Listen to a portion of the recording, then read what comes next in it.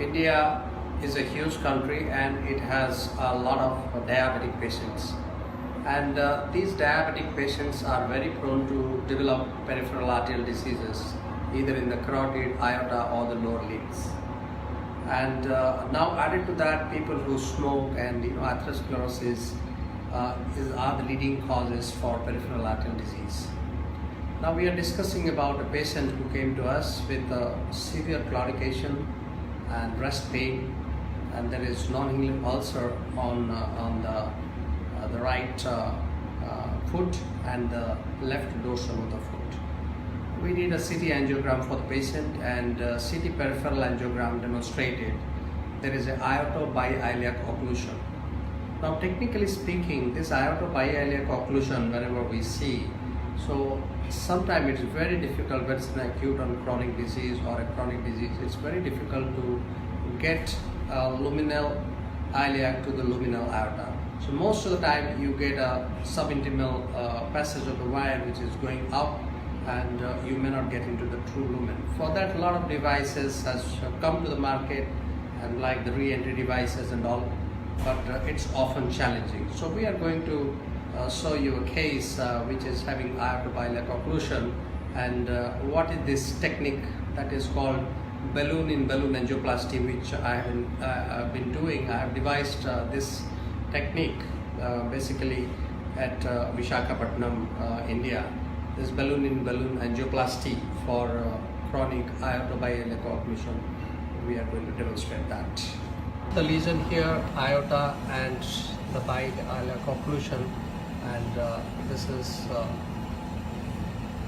kidney over here. So let's say this segment is occluded.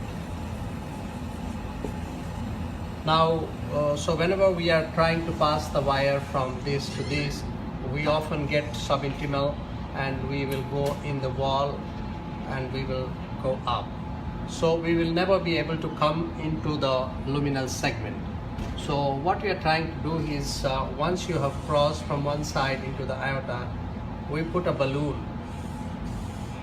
like this. We put a balloon here, and then we go with a long seat, and then we put a beveled needle through the catheter over here, and then we take a chiba and try to puncture the wire, the balloon.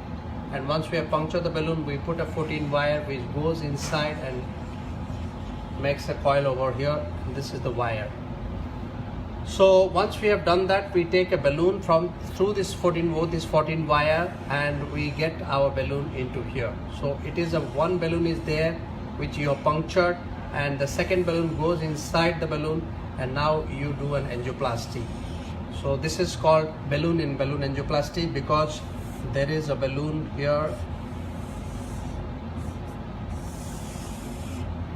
and now what you have done is you have punctured this balloon and put another balloon here, and this is another balloon over here. So once you have punctured, then you can just push this balloon, the first balloon, you can push up, and then the wire get pulled up into the lumen, and then you can do your kissing balloon and the stenting. So we have seen the CT angiogram of this gentleman, and now we have put two 8F sheath, short sheath from both common femoral artery going up, and then we did an angiogram which is showing there is a chronic occlusion, and we try to cross that occlusion, and once we tried to cross that occlusion, we could manage to go across this occlusion on the right side, and then we have gone into the aorta, and then this aortogram is showing that there is an occlusion over here.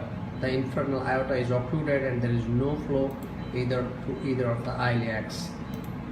So that's good. We have crossed from the right iliac to the arch. Now we will try to go from the left. Now this is the left common femoral artery angiogram, which is showing there is a chronic occlusion of the common iliac and the aorta. So the challenge is to go from here and cross over here and then get inside the aorta, and so I'm trying to get inside this aorta, but every time. So I have put a balloon over here, we can see. So we're just dilating a little bit of the tract, this occluded iliac and the aorta, and then I'm trying to go from the other side, and every time it is going subintimal, as we understand with significant experience of this particular disease. So we understand that it is always try to go subintimal. It's very difficult to come out. So now what I've done is that with the sheath we have proceeded with the metallic cannula, and we are trying to touch the balloon, and from all the angle, epilateral, oblique, we will have a look how this looks like, and then slowly, gently I could manipulate. And this is the ejection which is showing it's a subintimal plane, and the balloon is in the intimal plane. Balloon is in the basically a true lumen on the right side. The left side I'm trying to touch that balloon, and so it's a subintimal injection. Again, I'm trying to see from the lateral view, and I understand it's all in the subintimal view, subintimal plane. So that's a lot of struggle and trying permutation and combination of various things, and then we decided to go for a balloon-in-balloon angioplasty. So I'm just trying to take a Chiba over here, and you can see that I've just punctured the balloon. Just have another look here, and this is the Chiba going in through the metallic cannula, and you just punctured it here. And once we have punctured the balloon with the Chiba, the inflated balloon is getting deflated, and with that Chiba inside the balloon, I will push my wire safely into this balloon. So this is my 14 wire. You can see that this is my 14 wire. It will go up and it will loop over here inside the balloon. That is what I desire for this special technique called balloon-in-balloon angioplasty. So this is the wire that's getting looped on the top of the balloon over here from the right side, and then I navigated one balloon in the over this 14 wire. So this is the right side balloon, and the left side balloon that's going over there. Then my left side balloon is sitting over the top of the right. So that's fantastic, that's safe, and that's what should be the target. So now this is the right side balloon, and this is the left side balloon.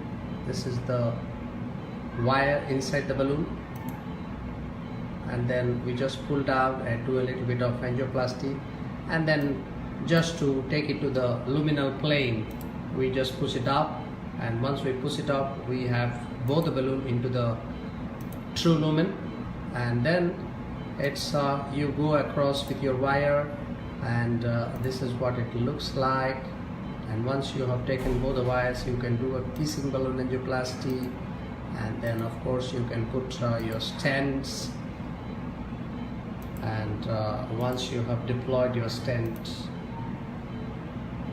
so this is the stent from the right, and then this is the stent from the left which has been deployed over here. Both the stents simultaneously getting deployed from the Aorto Bi-Iliac. It's a double barrel over here, and then crossing the aortic bifurcation, and then coming down over here.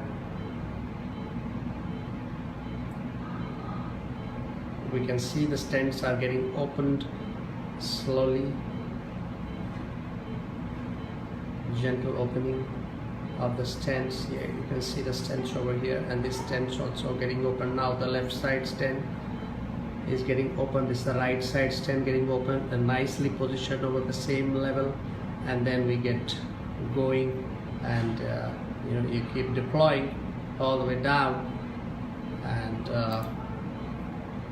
then of course you have a fantastic reconstruction of this aortoiliac segment. So, and then a little bit of angioplasty here, and then finally you look at a great picture which is showing Aorto Bi-Iliac Occlusion has been recognized well with this balloon-in-balloon angioplasty technique. Thank you very much.